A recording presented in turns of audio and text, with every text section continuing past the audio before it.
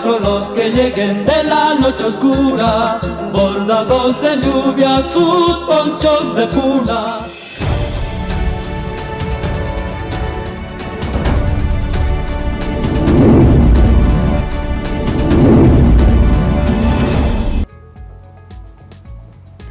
¿Qué tal, amigos? Un saludo cordial a todos ustedes en este nuevo espacio de discusión, de análisis y de reflexión sobre nuestra historia, sobre nuestras organizaciones y principalmente sobre lo político.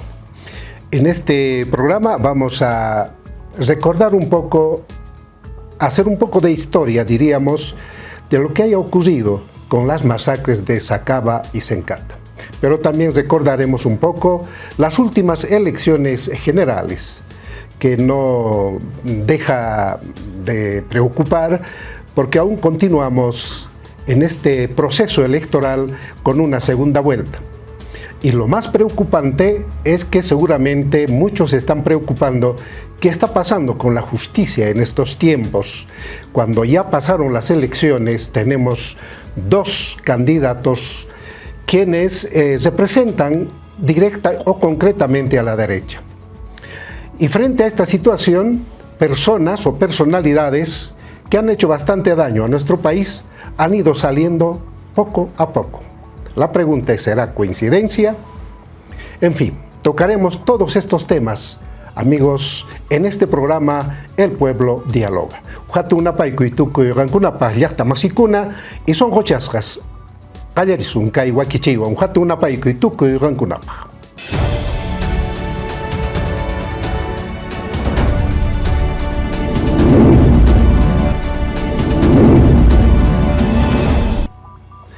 Muy bien, vamos a iniciar este programa bastante cargado, diríamos, de contenido. Inicialmente vamos a saludar a nuestro querido y a nuestro casero, diríamos, Antonio Abal, que ha estado participando ya de varios programas, de este programa que se llama El Pueblo Dialoga, además una alianza comunicacional entre varios medios de comunicación alternativas del departamento de Cochabamba y del país. Antonio, bienvenido, un saludo a todos nuestros amigos televidentes, oyentes de radios comunitarias en todo el territorio nacional. Un saludo cordial a todos los amigos que ven el programa, a las compañeras en las comunidades. Este programa que se denomina, creo que ahí hay un error, El Pueblo Delibera. Delibera, no es. Entonces, el pueblo deliberando tiene muchas preocupaciones ahora, en las calles, en los mercados, en los micros, y creo que es oportuno reflexionar, analizar lo que está pasando en nuestro país. Bueno, nos gustaría un poco, desde tu experiencia, podamos ver qué es lo que ha pasado en este proceso electoral y qué es lo que va a suceder de aquí en adelante, porque la población lo ve como que no hay una alternativa que represente a lo que son las organizaciones sociales, sino más bien son dos candidatos que representan a la derecha, ¿no es cierto? Y sus planteamientos totalmente contra lo que son los 14 años que ha tenido las organizaciones sociales en nuestro país. Quisiéramos ver un poco este tema para que podamos entender. Posteriormente hablaremos qué ha pasado también con los medios de comunicación social.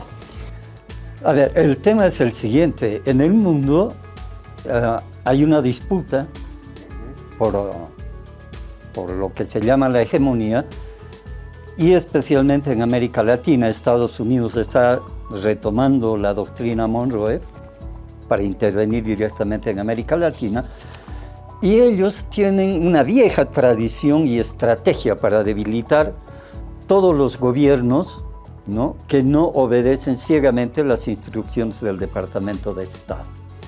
Nos acordaremos de Panamá, nos acordaremos de Granada, bueno, Cuba, Nicaragua y ahora Venezuela, ¿no? Entonces tienen unos mecanismos, ellos saben dónde tienen que incidir para debilitar los gobiernos. En nuestro caso, han comenzado debilitando el sustento del gobierno de Evo Morales. Y el sustento eran las organizaciones populares. Hay que apuntar que no era el instrumento no era un partido tradicional, sino era una acumulación histórica en el seno de las organizaciones sociales. Han apuntado ahí y primero han debilitado a las organizaciones, las han dividido, les han quitado todo sustento ideológico político y han conducido al movimiento social boliviano en general, comenzando por la Central Obrera Boliviana, a una vieja práctica del prebendalismo, que ya lo experimentamos antes, en épocas del MNR, ¿no? En épocas del MNR se hizo lo mismo y por eso ocurrió el golpe de Estado de Barrientos. O sea, la historia en Bolivia a veces se repite dramáticamente, como decía Marx, ¿no? Entonces, es eso lo que ha pasado. Han debilitado las bases de un gobierno que no ha podido sostenerse y vino después el golpe del 2019, ¿no? Esa debilidad inicial se aceleró en el gobierno de Luis Arce. Se aceleró tanto que la disputa, no por un proyecto histórico, sino por las parcelas de poder en el gobierno, terminó realmente, yo diría, parcelando cada organización social, campesinos, fabriles, obreros, inclusive la clase media, ¿no? Que está agrupada en colegios de profesionales, en asociaciones, en todo eso. Entonces la realidad es terrible, porque la base social, la sociedad boliviana en su conjunto está muy dividida y hemos vuelto a esas viejas claves de entender la Bolivia. Bolivia, ¿cómo se entendía antes? La población de los indios por un lado y por el otro lado los civilizados. Hemos vuelto a eso. Los discursos que escuchamos casi son los mismos, ¿no? Con más frecuencia. A los indios después se les decía movimientistas, ahora se les dice masistas, en fin, ¿no? Esos discursos, que son eufemismos, están ocultando esa relación racista que siempre ha habido en Bolivia. Primer punto. Segundo punto, el gobierno no ha tenido la capacidad de profundizar el modelo, porque eso era lo que había que hacer después de la catástrofe económica del golpe. Había que profundizar el modelo, por ejemplo, tomando medidas respecto a sectores estratégicos de la economía. Estoy hablando de la minería, por ejemplo. Y la minería no solamente con la Comibol, ¿no? Hay una minería que anda suelta, en el argot popular se llama como gallinas sin guato, que son las cooperativas mineras, ¿no? Son gallinas sin guato que están yendo por cualquier lugar, sin la seguridad industrial que debe tener cualquier empresa, en fin. Pero además esto se ha acelerado con la puesta en marcha de la AHAM, la agencia, ¿no? Esta famosa, que ahora es famosa por otras cosas, y que han cuadriculado prácticamente el país. Todo el país, todo Bolivia está en un mapa que es cuadriculado y cada información sobre esa cuadrícula cuesta dinero, ¿no? Y quien tiene ese mapa y acceso a cómo acceder a las cuadrículas crea su cooperativa y se acabó. Entonces, el gobierno no preveyó esas cosas, ¿no? La economía paralela es más fuerte que la economía nacional, ¿no? Se dice que, por ejemplo, la explotación del oro produce mucho más que nuestras reservas físicas que habían en el Banco Central. Por lo tanto, no controlar esa economía, no continuar muy rápidamente con el proyecto de litio, debilitaron económicamente al gobierno. Todo eso se ha reflejado en los resultados electorales. La gente no es tonta, ha visto lo que está pasando, sabe lo que está pasando, y ya sabemos que en Bolivia el voto castigo es tremendo, ¿no? El ciudadano ha ejercido ese derecho y los resultados que tenemos son estos, ¿no? Ninguna organización política que por lo menos piense en términos nacionalistas se ha aproximado para entrar al balotaje. Lo que han ganado son las propuestas neoliberales y los demás, como se dice vulgarmente, a llorar al río. Esa es la realidad, ¿no? Yo te diría que una pequeña síntesis es lo que ha pasado. Perfecto. Pero a partir de este criterio de que Bolivia, nuestras organizaciones se han fragmentado, se han dividido, la economía igual se ha debilitado, ¿y no crees que también han habido personas o personalidades de organizaciones políticas que han afectado también para que el resultado sea como la que se conoce? En Bolivia tenemos una vieja tradición caudillista, ¿no? Pero viejísima, desde tiempos de las guerras de la independencia, ¿no? Eso no se ha podido erradicar en la política boliviana, no se ha podido, ¿no? Siempre se han hablado de caudillos y que en nuestra historia han tenido que ser incluso desaparecidos físicamente, ¿no? Las peleas entre los militares, que fueron el primer ciclo de gobiernos de Bolivia, es clarísimo, ¿no? Ahí se agarraban a los tiros sin ningún problema, por poner en el gobierno a un determinado caudillo, a un general que se le ocurrió que tenía que ser presidente, en fin. Eso se trasladó ahora a la política y tenemos eso, ¿no? Y hay herencia de eso además. Por ejemplo, te voy a poner el ejemplo de Banzer. Se muere, ADN muere, pero se queda la imagen del caudillo. ¿Quién la encarna? La encarna Tuto Quiroga.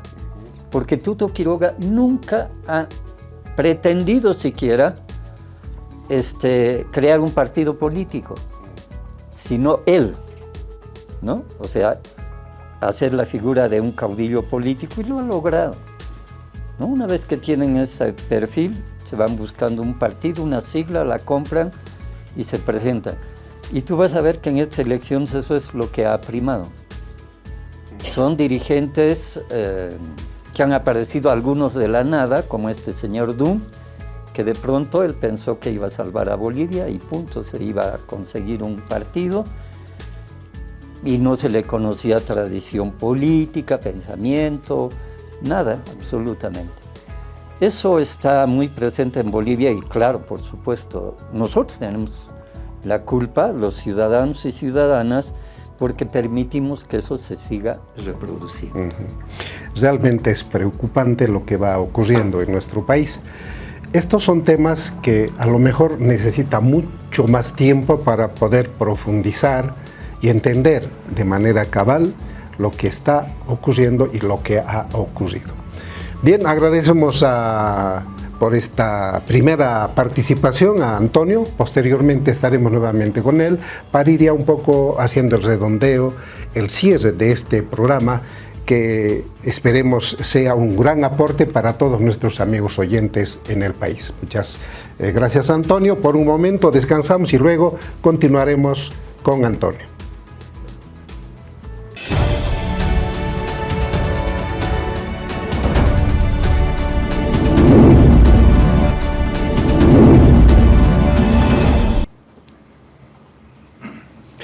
Bueno, Guatigmantagan kunawan llaqta masikuna kay Huaquichipi, Marentachus, Huaqui, Cuchispa Casraiku, Alianza Medios de Comunicación Alternativos, Gina, Bolivia, Suyumanta. Y bien, vamos a dar la bienvenida aquí a nuestro Gilata, a nuestro amigo don Andrés Checa, un dirigente de la Federación del Trópico y diríamos como activo fijo de Radio Soberanía del Trópico de Cochabamba desde la fundación hasta estos años. No ha sido removido, sigue manejando y encabezando el trabajo comunicacional en el Trópico de Cochabamba. Don Andrés, bienvenido. Gracias, compañero Víctor. Gracias también a todos los oyentes, a todos los medios de comunicación. Gracias a todos los medios de comunicación ha sido posible elaborar o hacer este programa para una reflexión, digamos, de la coyuntura actual y poder analizar qué es lo que podía suceder en el futuro. Don Andrés, estamos tocando un poco el tema político, un poco recordando lo que ha sido antes de las elecciones, el golpe de Estado, y cómo ha sido el rol, el trabajo de los medios de comunicación social en esos tiempos que han sido muy críticos, principalmente en la época del golpe de Estado. Resultado de aquello tenemos compañeros de Radio Soberanía, en su mayoría compañeros de Radio Soberanía que han sido perseguidos, detenidos, golpeados, también algunos compañeros de Radio Causachuncoca.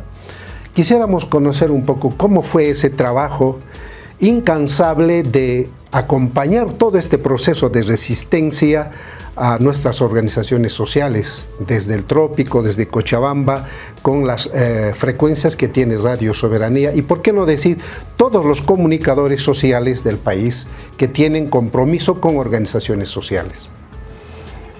Sí, efectivamente, tal vez los medios de comunicación, más que todo los que trabajamos en esos medios de comunicación, se juega un rol protagónico, digamos, en las coyunturas políticas desde, por lo menos, de la década 80, ¿no? Desde acá, sin los cuales tal vez lo que se avanzó en las organizaciones sociales en la parte política no se hubiera logrado. Es trascendental en esa parte, pero eso también gracias a una buena orientación de los dirigentes de las organizaciones sociales, tanto de la Confederación Sindical Única, los interculturales, también las Bartolinas, ¿no? Los que ya se organizaron y de alguna manera decidieron tener unos medios de comunicación, porque no había unos medios de comunicación que reflejaban el sentir mismo de las organizaciones, de la coyuntura que estaba sucediendo, ¿no?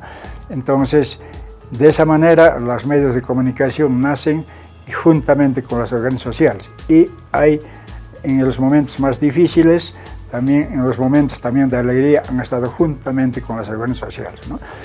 Y así nació Radio Soberanía a la década del 90, posteriormente Radio Causachuncoca y también Radio Carrasco y algunas radios comunitarias también, tanto en los valles, también en los altiplanos, ¿no? De alguna manera, las organizaciones sociales han tenido los medios de comunicación.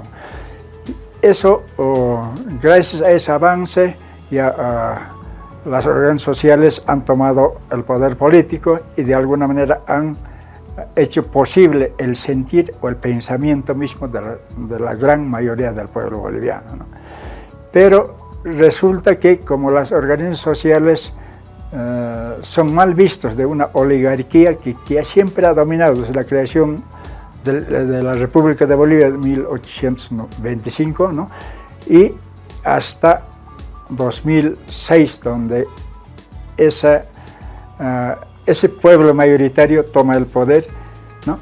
Y de ahí los medios de comunicación han estado juntamente a esas organizaciones, pero siempre han sido hostigados de alguna manera con esa oligarquía. Y así llegamos a 2019, ¿no? Después de las elecciones se inventan que ha habido fraude, que no estaba legal, etcétera, etcétera, pero ya las organizaciones sociales también empiezan a mostrarse, muestran de que no es ningún fraude, la elección ha sido legal.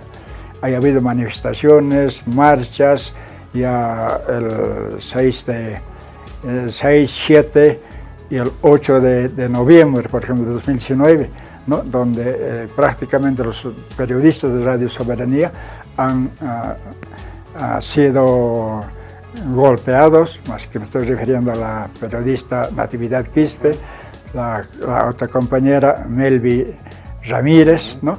Han sido despojados de sus aparatos, instrumentos de comunicación, y han sido atemorizados, golpeados, y no solo eso, también de Radio Causachuncoca, los que estaban cubriendo todo la marcha, la protesta, ¿no?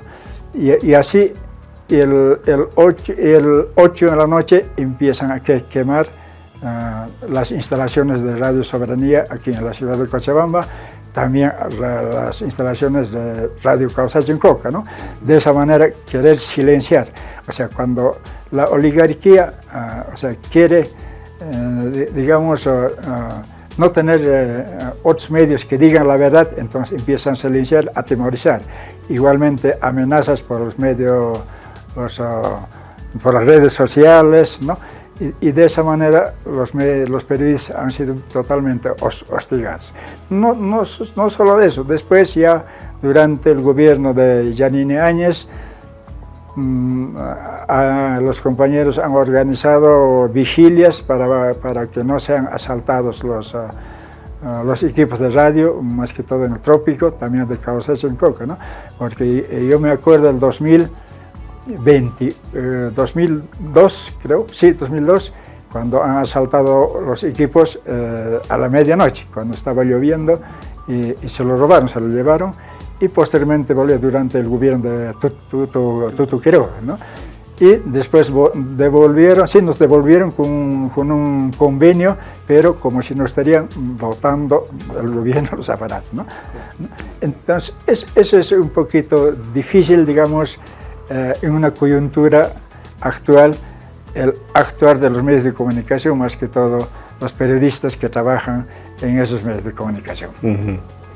Radio Soberanía esos días ha estado trabajando bastante de cerca todo lo que son las movilizaciones, la resistencia, y una vez que ha sido atacado, quemado, no ha parado un día la radio, ha seguido trabajando clandestinamente desde otro espacio, utilizando las tecnologías del satélite, y es una de las únicas radios que esos días que eran bastante complicados ha estado acompañando estos procesos. Y creemos que esto es justo reconocer el trabajo que hacen las radios, los medios de comunicación alternativos, que tienen muchísima fuerza de apoyar, de acompañar procesos como las que hemos vivido.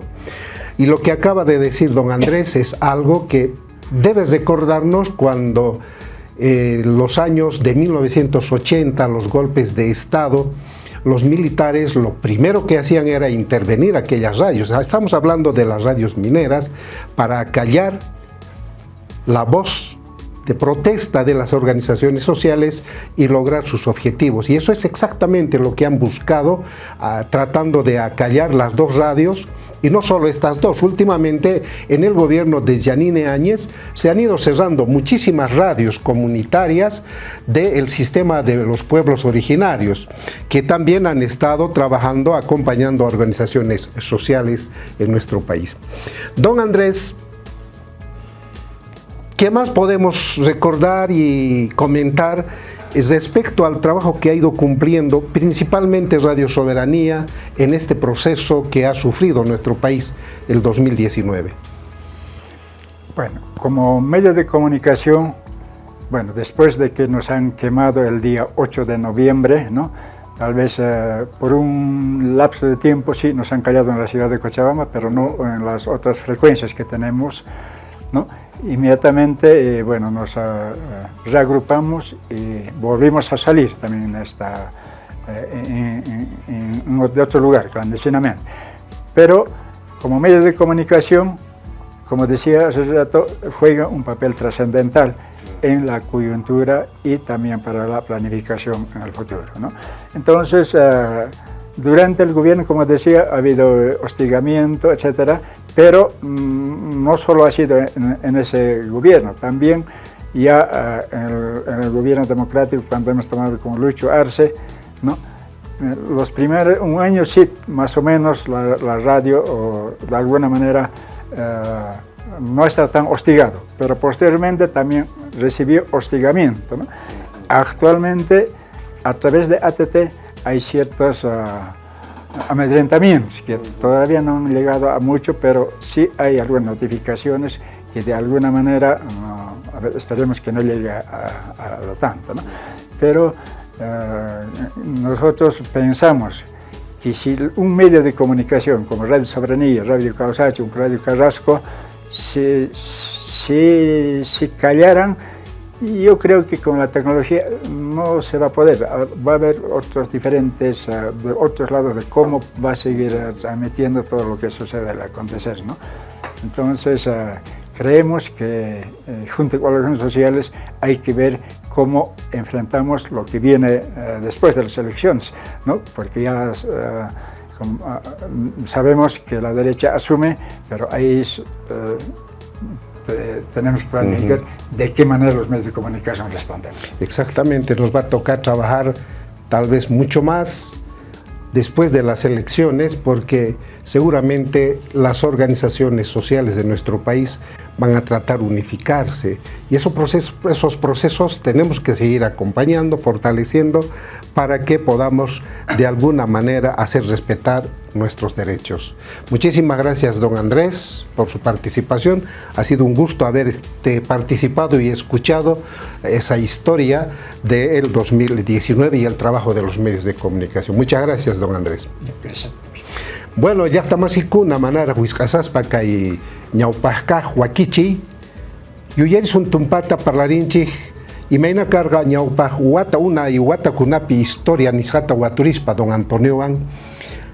Katucha yaki kuna, zijurin aganaku, y mana maichus organizaciones sociales nisgayapichu, sino ya uchuyaita gallarin, golgea paikachay ninchik, economía nisunchik, y maigen wanchus, hasta Juan yaki mayay con Bolivia suyunchi, maigen tachus, y chama Estados Unidos manta pacha ima, kamachigunku ajinakananta, y chay manjinata paikuna, atipanankupa kai elecciones nisjapi, atipan derecha, y matani sungman, o y matarro a sungman, y chat okurina kan a kaipe, aswalijinigmanta, maerenchus, icha yuyarinapaj kaskan y menatatas radios nisjakunapis y comunicadores nisjakunapis, yank eininkupega kalpachaspa carganku, pero que hay tiempos pega, astumpa samarispa ni carganku ni sungman, y marekuchus kunan watijmanta chayamuskan kurigachana maganakuna organizaciones wankuska.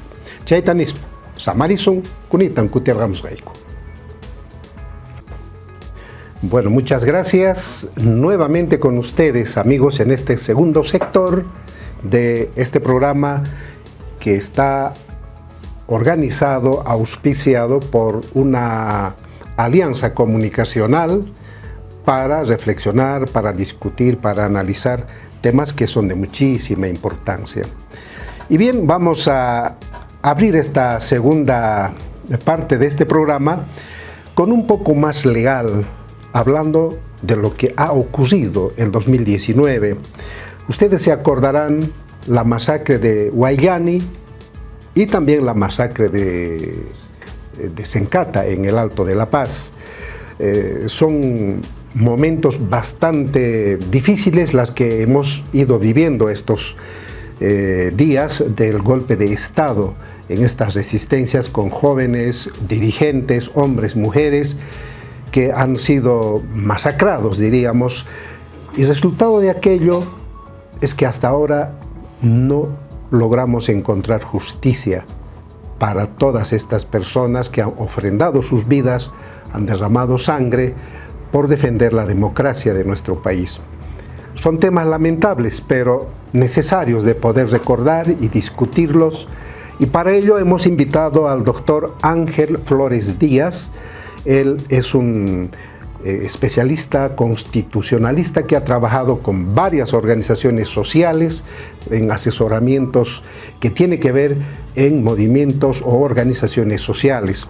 Doctor, un gusto tenerlo en este espacio y le agradecemos por su aceptación de poder participar y poder un poco ilustrarnos, recordarnos qué está pasando con la justicia en nuestro país en estos últimos tiempos, después de esas dos masacres que ojalá no se repitan. No se encuentra justicia hasta estas alturas de la vida. Le doy la bienvenida, doctor, y le permito luego pueda un poco aclararnos toda esta situación. Muchas gracias, igualmente honrado con la invitación y bueno, de antemano saludar a la audiencia que tiene el programa para, bueno, empezar a desarrollar este tema en lo que tengamos de tiempo, pero que realmente nos ha dejado a la población mayoritariamente totalmente estupefactos, ¿no? Fríos prácticamente el proceder de la justicia, que a través de este personaje, del presidente del Tribunal Supremo de Justicia, Romer Saucedo, en cuestión de horas prácticamente ha ordenado, entre comillas, la libertad de diferentes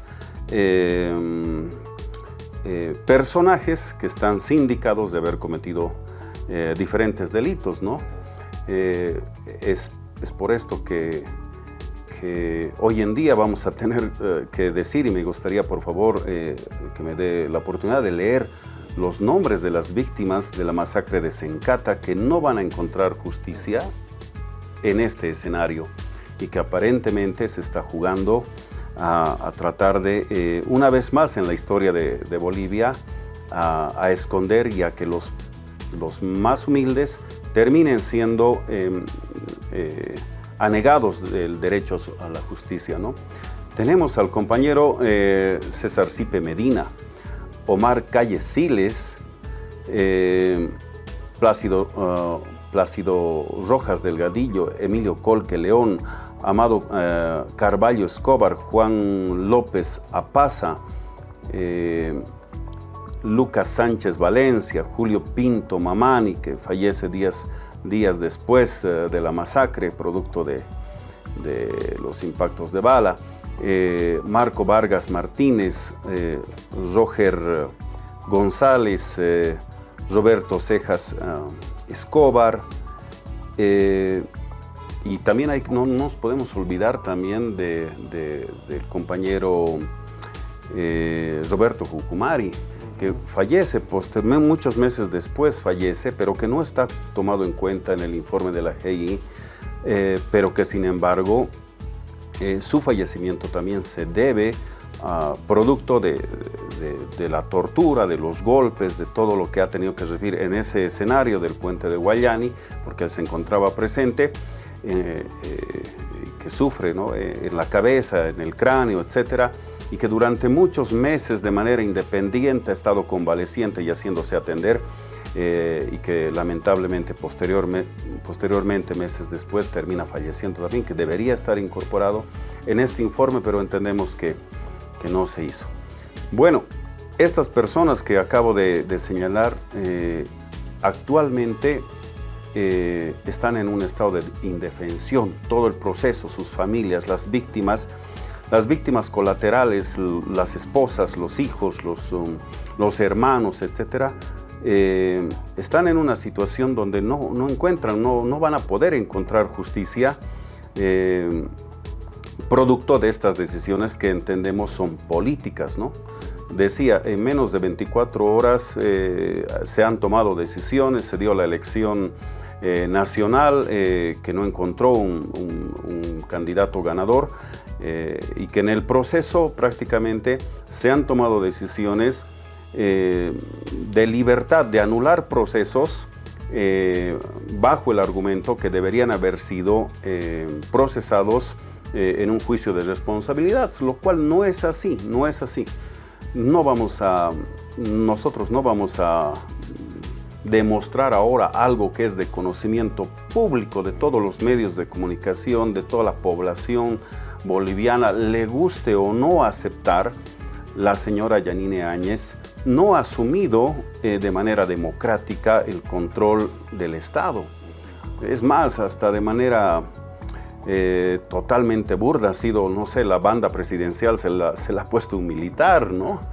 Entonces, totalmente fuera de lugar. Ese día de la sesión de la Asamblea del Senado se impedía de manera direccionada que asambleístas del movimiento al socialismo puedan acceder a los ambientes del Senado para poder ejercer su derecho a desarrollar esa transición o el voto. ¿Quién iba a asumir, no? Entonces, en ese escenario, prácticamente asume esta señora, y que días después, prácticamente al día siguiente, saca su decreto supremo, el decreto supremo del permiso para matar para las Fuerzas Armadas, y que con ese decreto las Fuerzas Armadas y la Policía Nacional termina de recibir prácticamente la licencia para matar de manera indiscriminada, ¿no? Durante el proceso en sí, se han dado un montón de irregularidades, un montón de atropellos por parte de los operadores de justicia, ¿no? Actualmente, esta figura que han forzado de anular los procesos, tanto el de Sencata como el de Sacaba, pretendiendo llevar un juicio de responsabilidades, sabemos que están prácticamente vulnerando todos los derechos constitucionales de las víctimas, el debido proceso. Se están prácticamente fabricando un escenario donde puedan salir impunes de los hechos y de los actos todas estas personas que han trabajado en ese golpe de Estado del 2019, ¿no? Estamos hablando de Camacho, de Pumari, de Áñez, de Tuto, de Mesa, de Albarracín y tantos otros que han trabajado de manera corporativa, orgánica prácticamente, para subvertir el orden constitucional.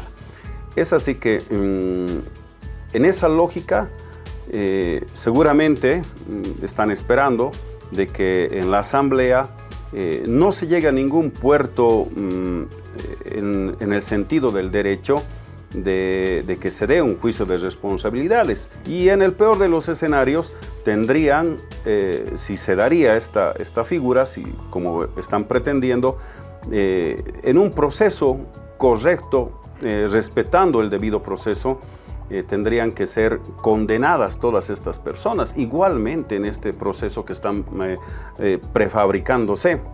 Pero sabemos que la intención que tienen es prácticamente llevarlo a la Asamblea Plurinacional, y en la Asamblea Plurinacional, después de las sesiones que se tengan que dar, de las 2 sesiones, prácticamente anular el proceso de juicio de responsabilidades, donde quedarían impunes todos estos autores materiales e intelectuales. Y no hay que olvidarnos en este escenario también de los autores materiales que van prácticamente desde los oficiales de rango bajo hasta altos mandos de la Policía Nacional y del Ejército de la misma manera, pero también del Ministerio Público. En lo personal me ha tocado confrontar procesalmente hablando con fiscales que estaban totalmente parcializados y direccionando los procesos contra las personas que eran arrestadas, perseguidas, etc. Entonces hay un sinnúmero de situaciones que han quedado, están pretendiendo que se queden en un vacío, ¿no? en una situación de falta de justicia. Ya lo ha dicho el informe de la CIDH y de Naciones Unidas hace días pasados, donde señalan la preocupación que tienen porque se estaría pretendiendo dejarle en la impunidad, en palabras de la CIDH, a los autores materiales intelectuales de los hechos del 2019 y 2020, que ellos mismos en su informe del GIEI señalan, ¿no? Ya en términos claros y expresos, quiénes habrían participado, qué autoridades policiales y militares, a qué grados, a qué rangos, y que bueno, estarían pretendiendo quedar todo esto en la impunidad. Por parte de las víctimas, yo entiendo, tanto de Sacaba como de Sencata, se va a presentar si es necesario una proposición acusatoria. Lo que correspondería haber hecho al fiscal general, porque el informe de la GIEI en sus conclusiones, en el numeral 5.4, si no estoy mal, señala que el fiscal y la autoridad del Ministerio Público de oficio debería haber iniciado eso. Pero no, están esperando, parece que las víctimas nuevamente tengan que agarrar un abogado y acompañar las notas que corresponden, el memorial que corresponde.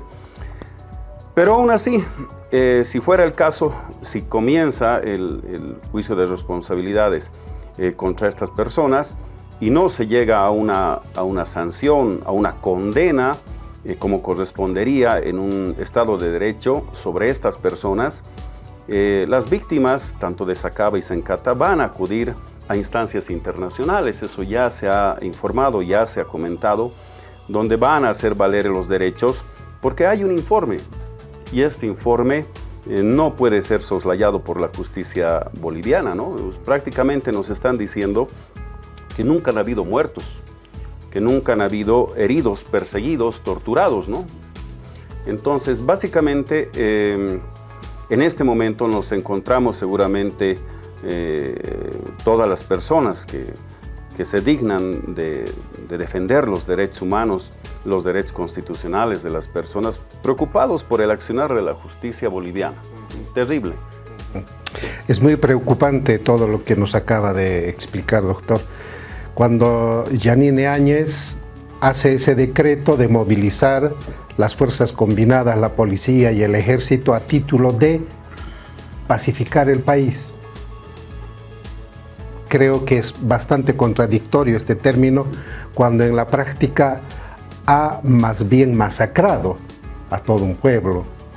Y lamentablemente ahora, a través de aquellos medios grandes de comunicación, están siendo o están apareciéndose como víctimas antes que autores de estos hechos lamentables. Sería bueno, antes de cerrar esta entrevista, doctor, a lo mejor recordar y enfatizar en algunas recomendaciones que la CIDH ha manifestado últimamente respecto a estas masacres. Bueno, sí, como decía, en las recomendaciones, en el numeral 6, ya anticipa que el Estado boliviano no puede incurrir en permitir que se genere un estado de impunidad sobre los derechos de las personas víctimas de los acontecimientos de Sacaba, de Sencata, del Pedregal, de Yapacaní, de Betanzos, etc. Señala que no puede haber impunidad. Y también los refrenda, como mencionaba anteriormente, en conclusiones en su numeral 5, numeral 6, que las autoridades bolivianas del Ministerio Público deben iniciar procesos de oficio, están obligadas, pero no ha pasado en los hechos eso, ¿no? Todos los fiscales, lamentablemente los que han conocido el caso, hemos notado, ha sido muy notorio que su accionar ha sido siempre viendo el aspecto político, ¿no? Midiendo sus tiempos, y eso ha perjudicado una investigación a derecho imparcial. Bueno, es realmente hasta inconcebible cómo la justicia últimamente está tomando impresión o acelerando contra lo determinado por las normas, por las leyes, cuando hay una recomendación de la CIDH.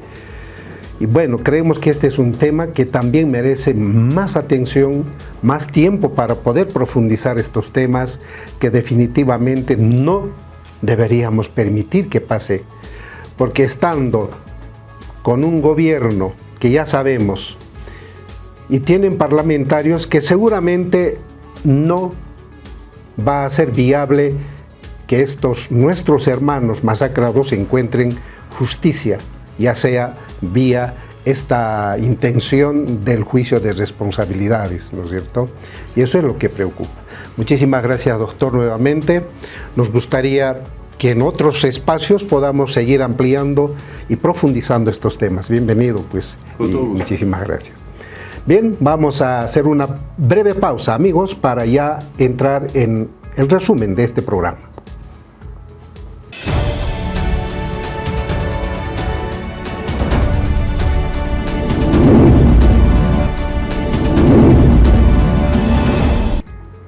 Y bien, amigos, nuevamente con ustedes el pueblo de Libera, para ya ir cerrando, redondeando este espacio, estos temas y contenidos que hemos ido desarrollando a través de este tiempo en este programa, reitero, Alianza de Medios Alternativos de Comunicación de Cochabamba y del país. Nuevamente con Antonio, como los habíamos anunciado inicialmente, y volveríamos con Antonio, un poco para ver desde el campo popular, ante estos antecedentes de la justicia que no está trabajando adecuadamente, ante los conflictos que han habido con los medios de comunicación y los resultados finalmente de lo que ha ocurrido con las pasadas elecciones nacionales, donde la derecha definitivamente está para entrar a gobernar y dejando de lado a lo mejor estos años que ha podido lograr las organizaciones sociales para bien de nuestro país. ¿Qué le espera en el campo popular, principalmente en cuanto se refiere a desafíos, a tareas que correspondería para un poco sobrellevar este proceso después de las elecciones o la segunda vuelta? Hay muchos desafíos, pero basados en lo que nos ha señalado el abogado, yo diría que una vez más queda claro la característica de un Estado colonial. ¿Por qué? ¿Quiénes han sido los masacrados en Sencata y en Guayani? Aymaras, quechuas, que no tienen justicia. Eso ha sido históricamente en Bolivia. Aymaras, quechuas, guaraníes se han matado por montones y nunca han tenido acceso a la justicia. Es más, ni se ha registrado, por ejemplo, un sinnúmero de masacres, la cantidad de pongos que mataron en las haciendas de La Paz, por ejemplo.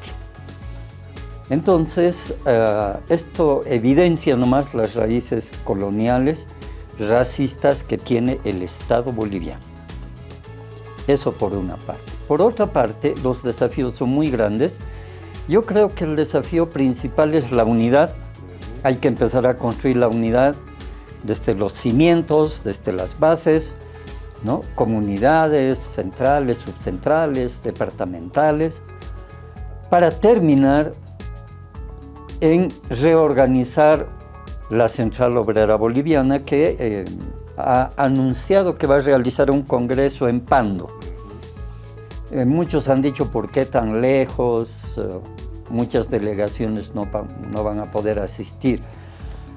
Desde mi punto de vista es un buen lugar, porque en Pando se pueden reunir fácilmente todas las organizaciones de pueblos originarios que tienen tierras colectivas. Estamos hablando del TIM, por ejemplo, ¿no?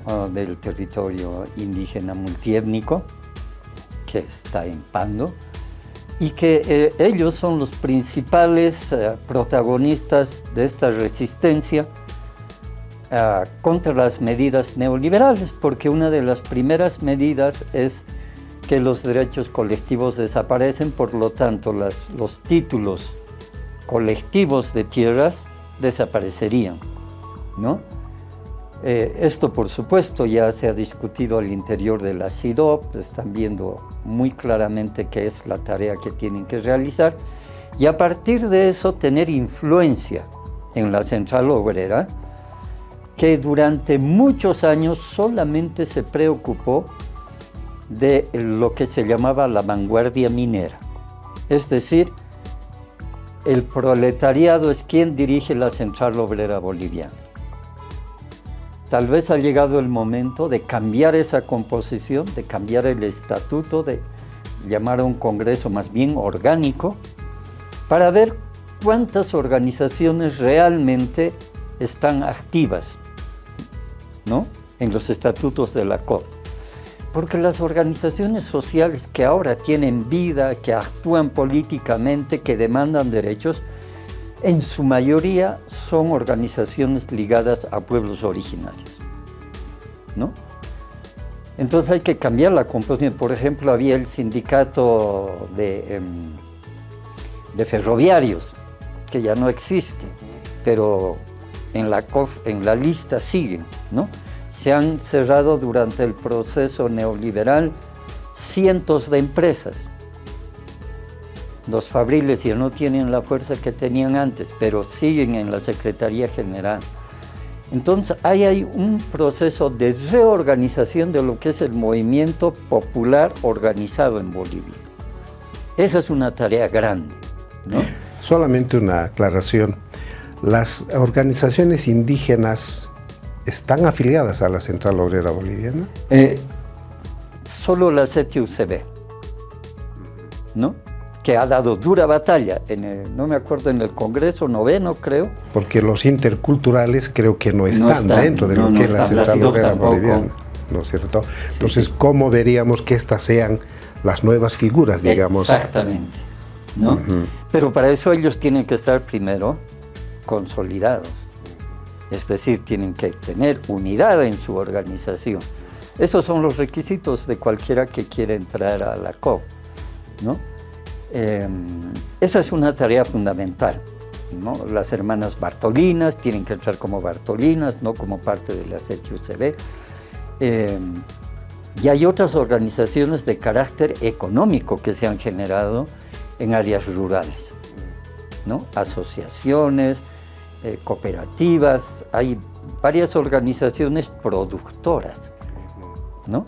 Y que no tienen protección del Estado. Peor ahora. Entonces tienen que entrar a la COP porque ese es el mecanismo que va a juntar todas las demandas para hacer frente a un Estado que claramente está encaminado a ser un Estado chiquitito. Y un Estado chiquito no puede responder a las demandas de estos sectores desprotegidos desde hace mucho tiempo del Estado. Perfecto.